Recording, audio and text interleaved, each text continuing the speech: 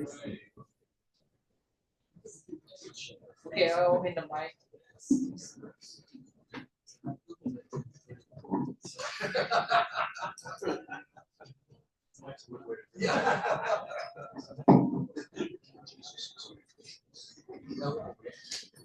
All right, we're like a minute after starting. I think we'll probably be okay with time, but I do want to get us going. So,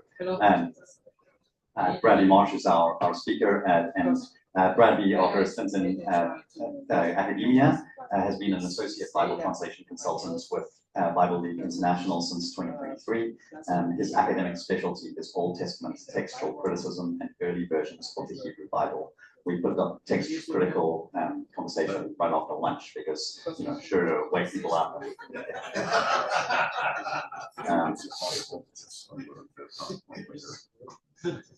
We're ready to go.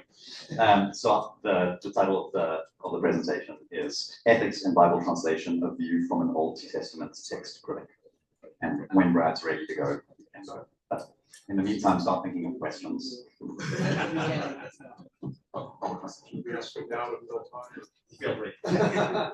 The harder, the better. All right.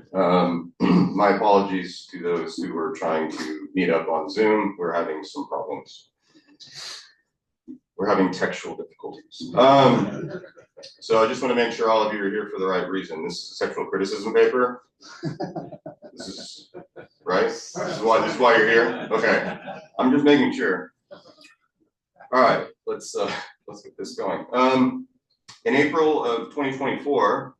Less than a year after taking up my current position at Bible League International, I traveled with my colleagues to meet with our partner translators from India for translator training. One of the topics we covered during our time was textual criticism. That was my fault. I presented various issues related to the discipline, along with various examples from both testaments. I wanted our translators to understand that textual study involves two important and related aspects: determining the textual base for translation, and also determining how ancient sources can aid us in translating that base. Thus, cases selected included both those in which the base text was to be translated is disputed, as well as how the diverse ancient exegesis preserved by the oldest versions can contribute to determining how best to translate that base. I was surprised to learn that our partner translators found the textual discussion very engaging, and that even more so since most of my colleagues in academia, assuming they are not text critics themselves, seem uninterested in anything textual unless it comes from a Dead Sea Scroll. I was wondering if that one was going to get a laugh, so it's nice. As the resident textual critic at Bible League International, one of the things I contribute when I review our in-house text is not only to make sure that our model, the easy-to-read version, is based on firm textual grounds, but also to see what the ancient versions have to offer in terms of exegesis and translation itself. Recently, I reviewed the book of Job. It took a while. It was like 2.5 months, something like that. I was struck by the utilization of the ancient versions displayed by recent commentators such as David Klein's and more recently by Chun Leong Xiao in the Illumination series. This is a very good commentary, by the way. In light of the hapax legomena and other lower frequency words of disputed meaning in Job, this is perhaps a less surprising exegetical exercise than in other books of the Old Testament. During my review, I also noticed something with respect to the Latin Vulgate. Often Jerome, when faced with a difficult Hebrew word or phrase, simply followed one of the ancient versions, namely the Greek witnesses. So that's Old Greek, Theodotion, and either Aquila and Symmachus or both together. His dependency on Symmachus in particular is not completely unknown, as Alison Salveson's 1991 monograph, Symmachus in the Pentateuch, well established. And that's my doctoral supervisor, by the way. Yet, someone familiar with Jerome's well-known propagation of the Hebrew truth might be somewhat mystified when comparing his translation work in Job to the preface he wrote for the same book. It reads in part, "And this translation follows no translator of the ancients, but will rather convey from the language itself. Hebrew and Arabic and sometimes Syrian, now words, now meanings, now both together. For even among the Hebrews, the whole book is considered oblique and slippery, and what in Greek the rhetors call figuratively arranged. And while one thing is said, it does another. I remember I paid not a little money towards the understanding of this scroll for an instructor from Luda, I believe is how you say that, who among the Hebrews was thought to have first rank, with whose teaching I know not whether I accomplished anything. This is quite frankly a very bold claim, to have only translated the rather difficult Hebrew of Job. I admit I find his claim to be fundamentally dishonest after my review of the book. While such an evaluative statement might appear like a modern anachronism, I would argue that Jerome's very direct claim invites such a comparison or an evaluation. Therefore, my purpose here, in conjunction with our theme, is to illustrate Jerome's less than honest translation policy as having departed from his explicitly stated purpose, and then compare that to modern Bible translations. I want to ask some fundamental questions. And hopefully we'll have enough time to really talk about this a lot, because I want us to talk together about this. Are our Bible translations more honest than Jerome's? Second, if they are not, how should this be addressed? So I uploaded the entire paper so you guys can follow along if I'm difficult to understand. But I did 3 examples from the Vulgate and then 3 examples where I judge the NRSV. I will only be doing the first and the third for each of those. All right. Our first example from Job 37:4. For reference, I've supplied the NRSV in the new JPS renderings of the verse. But what of Jerome's? He translated as follows, and I apologize for the antiquated language in the Dewey Reams Canonbler revision. After it, a noise shall roar, he shall thunder with the voice of his majesty, and it, that is the noise or voice, shall not be found out when his voice shall be heard. To the untrained eye, one might assume that Jerome's Hebrew teacher from Luda simply adhered to the sense of the Hebrew verb, ya'akabem, as found in the new JPS, namely, no one can find trace of it. No one can track it down. After all, many Jewish translations, even modern ones, tend to reflect traditional exegesis. So this is possible. Perhaps this is what his teacher told him, and this is the understanding of the verse that he taught him. However, a closer look at the versions will question this supposition, and I won't be reading all the translations since it's in the paper and it's up here. When the ancient interpretations are compared to Jerome's, it seems very clear whose rendering inspired the Vulgates, or rather, it is clear whose he copied. The Targum differently interpreted the Hebrew as restrain. The Theodotion went with exchange. The Peshitta is closer in the lexical sense, although the Syriac is active, not passive. The only remaining extant witness is Symmachus. Not only does Jerome conform to the sense of the Hebrew akav, followed by Symmachus, meaning trace or track down, but even Symmachus's grammar is strictly adhered to in the use of the passive. This seems to suggest a slightly different Hebrew than the Masoretic text, or a variant vocalization, probably both. But this is not all.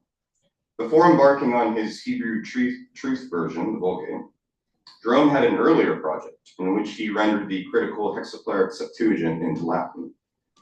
This version of Job was completed around 387, while the Vulgate wasn't completed until 394, so roughly 6 years later. His Latin translation of the Septuagint was never finished for the whole Testament that we know of. However, manuscripts have survived, including those containing Jerome's Latin translation of the critical Septuagint for Job. Because the Old Greek is missing from this verse, Origen supplied Theodotion's rendering in its place and added the hexaplayric asterisk. However, when Jerome got to this verse, he did not translate Theodotion, but he rather translated Symmachus, poterit investigari, it will not be able to be investigated.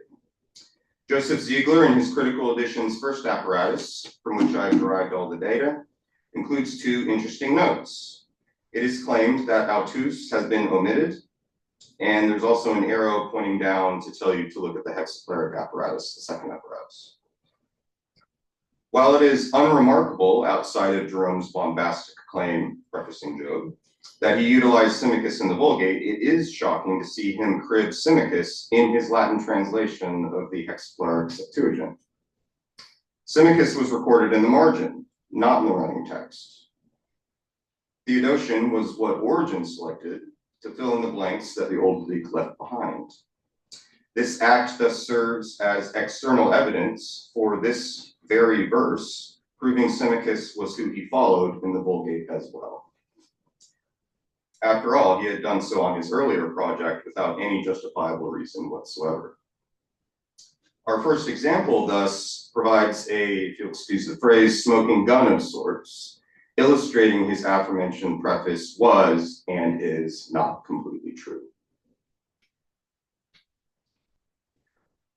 And then again, as I said, I'm skipping to the next one. Moving on to our next example, we select something a bit more mundane. The B line of Job 7:18. Whereas in our previous examples, the data was muddied by lower frequency Hebrew, here the terms are much more plain in meaning.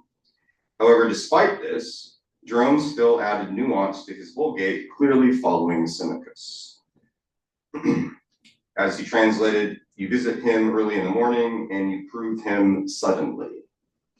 At issue here is the rendering of lirgaim.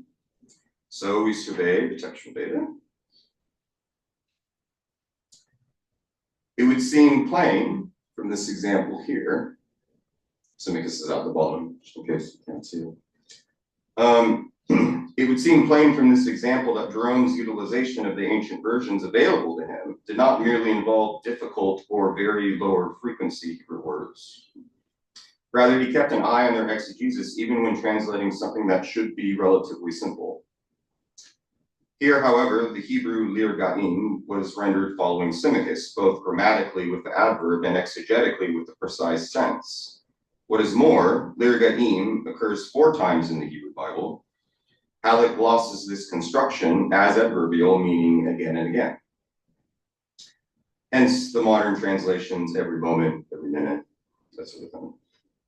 Yet in each of these cases, they are Isaiah 27:3, Ezekiel 26:16, Ezekiel 32:10, and this case, Jerome rendered sudden or suddenly.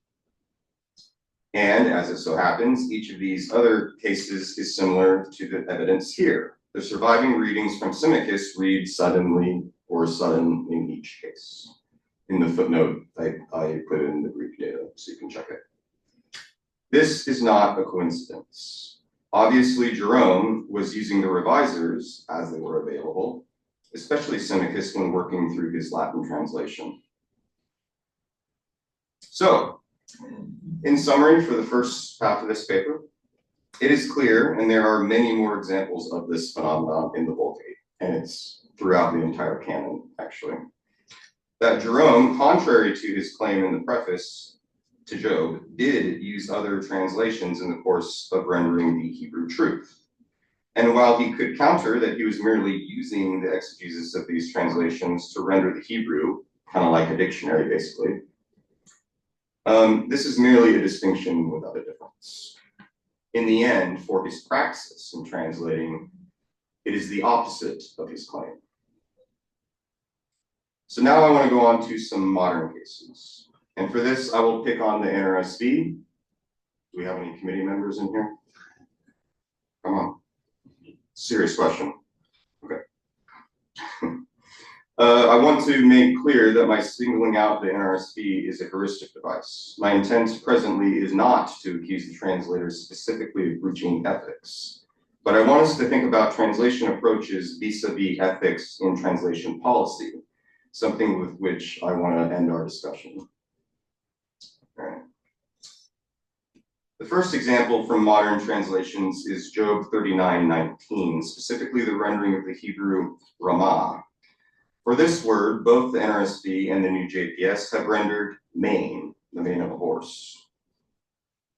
This word is a half-fax legomena. However, when consulting the lexica, one sees that the etymology is uncertain. Hallett lists no less than 3 verbal roots for resh, ayin, mem, respectively meaning to thunder, to be troubled, and whatever the root meaning is of the present assumed word meaning mane. The Dictionary of Classical Hebrew, that's the Klein's dictionary, has no less than 3 roots being to thunder, to be downcast, or to glory or praise. So where on earth do the NRSV and the new JPS get the meaning horse's mane? In reality, while Hallett glosses Ramah as mane, there is great uncertainty as to the meaning. The explanation in Hallett's entry is worth reviewing, and I put the respective section here. Ramah, corresponding to the Septuagint, in edusas de trachilo auto phobon. In the Vulgate, anitis, that's name. The Peshitta has zena, that's weapons or armaments. The entry continues. Within the context and following the Septuagint, the substantive most probably signifies mane, which is followed by many later commentators and KBL with reference to the Arabic root re'im, meaning mane. The entry here seems straightforward, but in reality there is some sleight of hand. The Septuagint does not read mane, it reads fear, phobon. The entry depends on the assumption that the Septuagint originally did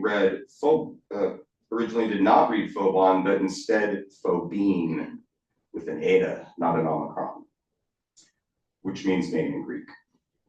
While this is admirably clever, there's 0 evidence for it textually. Nothing in Ziegler's edition, the front matter, the back matter, the apparatuses, the orthographic variants, whatever. Nothing's there. There's no evidence for it textually. Okay, not a single manuscript. Assuming this, there's no evidence for the meaning mane outside of the Arabic cognate. And I have another paragraph here, I'll just gloss over it real quick. The context of the passage up through verse 25 of that chapter has more to do with the noise that horses make in battle. So within that wider context of the passage, a physical appearance element doesn't seem to be what was meant, just contextually speaking. Now, my point here is not to critique Hallett, though that should happen regularly. Rather, I would posit that this case illustrates the need for proper translation annotation. The meaning offered by both modern editions that I put up there is clearly a guess. Yet no note appears in either version. The note meaning of Hebrew uncertain should have been added to the word mane. Okay, this is our last example. Our last example, I want to shift to a case where the NRSV does have a note, and our case is Job 41:9 or verse 1, because the Hebrew and English versification is off. Specifically note E, and do note that in some editions of the NRSV that I looked at, it shows up as note F, but it's the one attached to the gods there. According to the rubrics outlined in the NRSVs to the reader, the abbreviation CN means correction. Thus, the note should mean that the translators were amending the Masoretic text, something that they explain as follows. Correction, we are basing the gods on data from Symmachus and the Peshitta. For this reading, the traditional Hebrew has one is. However, this translation note is problematic for 2 reasons. Neither Symmachus or the Peshitta read the gods, and it is nearly impossible for me to determine what the reconstructed Hebrew Vorlage is for the gods according to the putative NRSV reckoning. So for the first problem, the data from Symmachus and the Peshitta do have some resemblance to NRSV, but it's incomplete. The NRSV has the plural, whereas the cited data only has the singular. And the verbs are inflected in accordance with that. So you can't argue that the Peshitta accidentally left out the saying, the 2 dots that make a noun plural in Syriac. Relatedly, while it is clear that both Symmachus and the Peshitta read Hebrew L as a noun instead of the preposition, this is much less clear in the NRSV. What is the supposed Hebrew here? The NRSV seems to double translate L both as a noun and a preposition. Moreover, the corresponding explanation of the Hebrew in the footnote does not really correspond to the annotated reading. The italicized one is related to the verb, not the subject of the line. The note was contracted. It makes sense if you view it from English perspective, but it's still confusing. So the note's unclear in my view for those reasons. Basically, in order to properly interpret the note, you have to reverse engineer it using critical additions and a fairly robust knowledge of textual criticism and other such things related to it. So it assumes far more of the reader than it should. So, and I'll wrap this up here. Having now reviewed some examples from both ancient and modern Bible translations, I want to return to the fundamental questions brought up earlier. Are our Bible translations more honest than Jerome's? If they are not, how should this be addressed? It may well be, based on some of these examples, that many translators would insist that our modern Bibles are in fact more honest than Jerome's was in his. After all, the modern prefaces do not include bombastic claims, the likes of which Jerome had in his own preface. Fair enough. Yet I would still disagree with that sentiment. Instead, I would argue that to respond to my question with that kind of answer requires the question to be read differently than I'm really meaning it to be read. In other words, as if the degree to which one is honest is the point. Another way to frame the question is as follows. Jerome claimed to translate one thing, but often really translated another. Do our modern Bibles do that without telling the reader?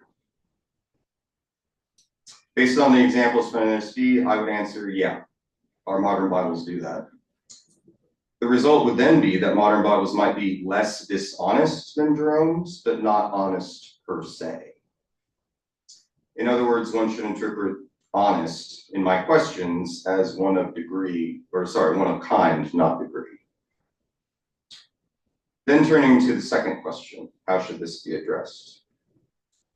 I suppose more than one potential solution is possible here, but I want to argue that following an annotation policy akin to that of the Net Bible needs to be more widely considered. Often, though not always, these many notes explain to the reader the basis of the translation, whether in terms of textual base or how that base is being understood. I would argue that the approach to annotation taken by the Net is far superior, at least in terms of honesty, to what is commonly seen in most English Bibles today, and I apologize, I can't speak for other linguistic traditions. It permits more room for the translators to inform the prospective readers of various issues regarding the scriptural text, the chief of which should be translation issues. Can I get a couple more minutes? Arguments against such an approach in annotation are not hard to imagine. Some contexts might not be able to afford financially the greater amount of print materials needed for so much annotation. Others work in contexts, and this one is what I want to talk about, where textual or translational uncertainty could too easily be used to undermine the faith in the Bible's reliability, vis-a-vis other religions' sacred books. And I'm obviously talking about the Quran. Still, some might be working in communities where any such annotation is rejected, unexpected, or more likely simply ignored. In particular, the last reason, ignoring it, should, in my opinion, never really factor into the question. Readers are free to move about the page at their own pace, but the translator is the first person responsible for what inhabits that page. And of course, for context for removing notes as desired or required, annotation policies could be adjusted, but these exceptions should not invalidate the rule. So for the sake of time, we'll go a little off script and just get to the point. So my provisional suggestion for this is that we include footnotes that tell our readers two things. When the claimed textual source of the translation is not what ends up being translated, and when we as translators do not know with certainty the meaning of what is translated. In actual practice, these rubrics would entail a Net Bible-like approach. So these would be textual notes, including departures from the stated Vorlage, or reliance on the versions for the meaning of that Vorlage. And the other set of notes would be either or translation notes or meaning uncertain footnotes. If modern Bible translations and translation models do this, the readers will certainly be better informed. However, as a translator, I would argue that it's just more honest. If honesty is something we value as Christian translators serving the church in Christian ministries, I cannot really see a circumstance where that concern should not be a central feature of our work. Practical considerations for printing or settings of textual or exegetical uncertainty is an issue for ministry can be addressed as needed. But these and similar contexts do not thwart the ethical concern in question. So I'll close, finally, by reformulating my fundamental questions. Is translation and textual honesty not a concern all Bible Christian translators should have? And if so, how do we address this concern? Thank you.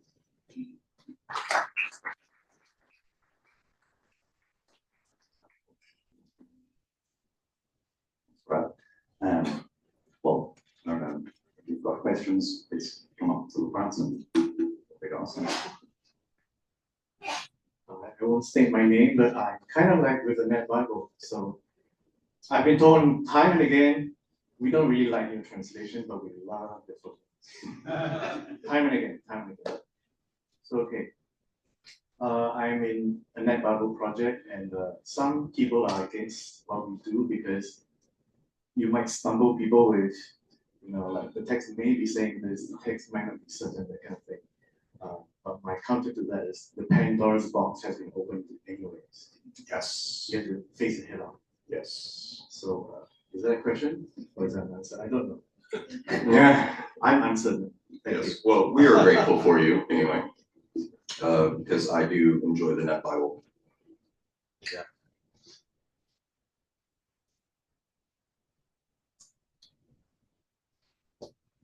Well, I'll go ahead and ask a question that was on my mind, which is just, and maybe you're using Jerome as an opportunity to promote translation, our translations, but I wonder if I can say, like, is it fair to say that Jerome is being dishonest?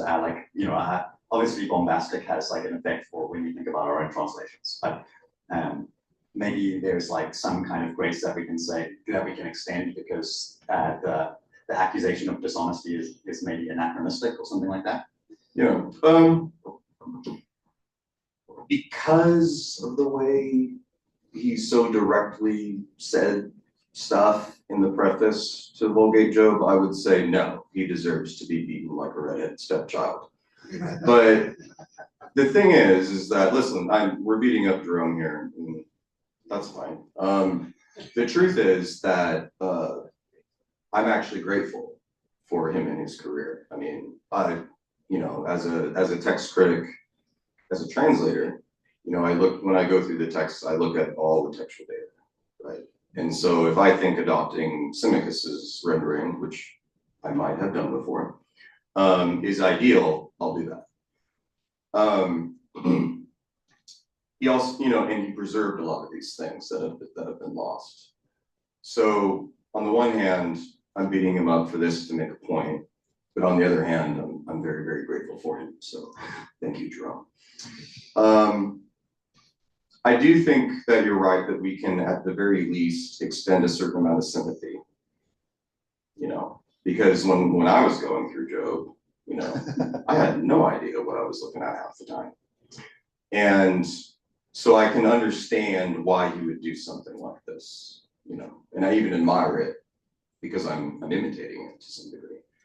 So in that sense, yes, but he did say he wasn't going to do it, and then he did it. So I call that a lie. But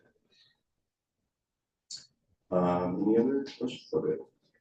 So for people, lowly people who are just trying to work on translations or check translations in minority language groups, what resources would you recommend as somebody who's gone through in detail and knows a lot more about this stuff? Where can we go if we're not just translating the Masoretic text, but we're actually wanting to, as well as we can do so, give people maybe the most likely reading of the original Hebrew. When you take into account Dead Sea Scroll, you take into account Septuagint and other things. Is there a resource that's sort of like Nestle Land, or even better, a free resource that anybody can access that has all that laid out somewhere? Because I've never seen it. So I guess this is the right place to mention this. One of the kind of longer term projects that I've been thinking about is to actually translate all of these things into English and annotate it so that anybody with good English can utilize all of these ancient textual sources. The truth is that they're kind of scattered throughout critical editions and other such things that are very inaccessible. So I've actually been talking with a publisher about doing an English translation akin to what these ancient Christian manuscripts look like, right? Because the hexacleric text, that origin began and Eusebius and Compile was finished, had all sorts of stuff in the margins. They marked where the Greek and the Hebrew didn't agree in terms of quantitative textual basis. And then they also included those readings from the revisers, which provide different exegeses than, say, the original Septuagint or whatever. I'm only one person, and I don't think I'm going to live forever. So, I mean, ideally, I would get a couple people to help me out doing this. But yeah, in the end, I would want it to be free. Something that's either built into paratext or what have you.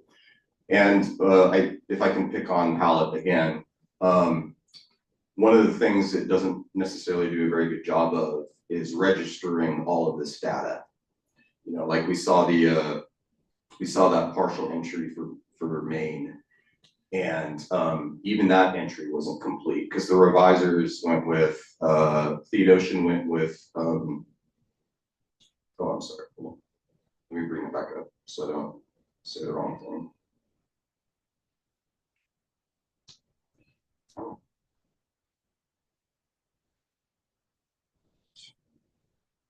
Oops. Okay. I believe that for that entry, yes. So it registered the Vulgate there with Dane. That's from Theodotion. And Symmachus had grunting or shouting. There's a split tradition in the manuscripts as to the exact Greek word he used. So, by the way, that's another example of him not translating Hebrew, but actually translating something else. So, yeah, I mean, long term, I would want to produce something like that and perhaps get colleagues to help. I do know, I heard from Felix Albrecht, who's the head of the Göttingen Institute, that they have applied for funding through the German government to basically create a lexicon of the revisers, right? So that's Aquila, Symmachus, Theodotion, Quinta, Sexta, and the Syrian, stuff like that. So where they would collect all of that data together so that it would be available for people. So that would be another avenue through which that could be more broadly accessible to more people. We probably have time for one more quick question. And one thing I'll just mention is there's the Hebrew Old Testament Text Project that UPS sponsored. If Jerome, or wasn't if Jerome wouldn't have claimed that he had translated so vociferously from the Hebrew and admitted that he tried to base it as much as possible in Hebrew, then maybe he wouldn't have the same reaction. Is that true? Yeah. Because again, it's the saying you will not do something right, and then doing that thing. So I'd suggest that when I'm training Bible translators that rather than take individualized approach of saying I think Symmachus is better here than this, and it takes a lot of training to get back to multiple revisers. Stick with the text, non-immersional text, one that you know, and then footnote as much as possible. So you take the Masoretic text as much as possible, They don't claim that you're translating everything no matter the text. There's something that's very challenging.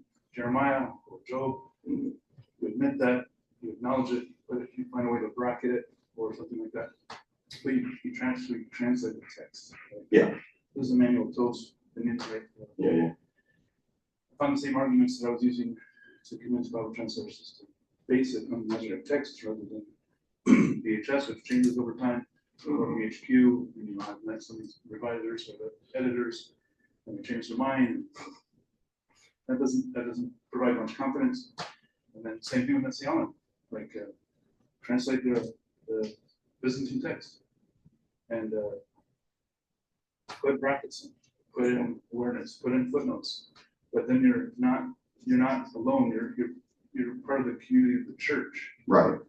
You're not one person that's more learned on Thessalonians and somebody else on Romans. You've got better text for this and that. Just take the received text, the Byzantine, not the text, and translate it, and footnote it, bracket it. Same thing with the Messianic text.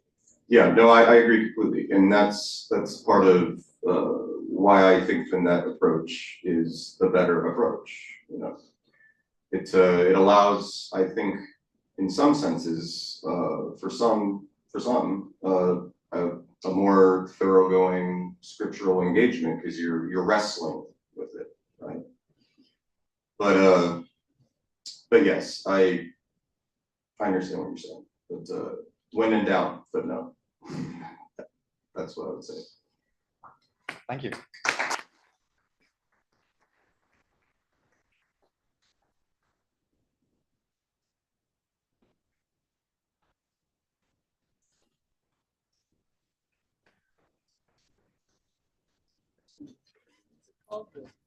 Old Testament. This is